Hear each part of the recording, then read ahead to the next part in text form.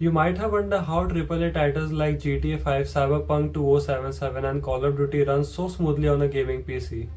Most people think it's all about the graphic card. And yeah, the GPU is a huge part of it, but that's not the whole story. There's another component that plays a massive role in gaming performance, the CPU.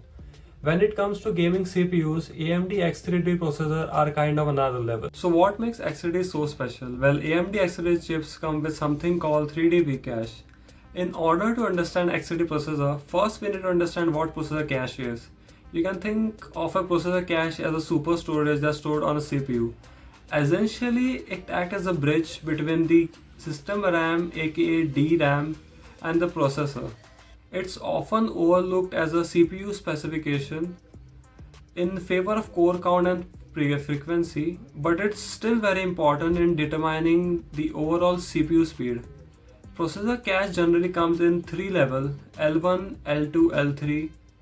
L1 being the smallest, fastest capacity, and L3 being the largest and the slowest. So what is AMD 3D V-cache? 3D V-cache may be the biggest innovation to CPU cache in over a decade.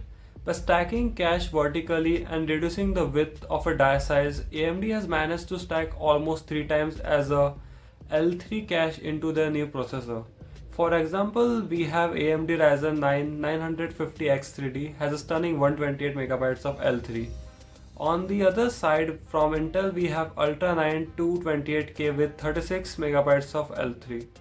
Now, AMD has not relegated this new technology to their consumer chip server and data center solution like the third gen EPYC products like the EPYC 777 3X, which uses 3D cache as well, as totaling 768 MB of L3.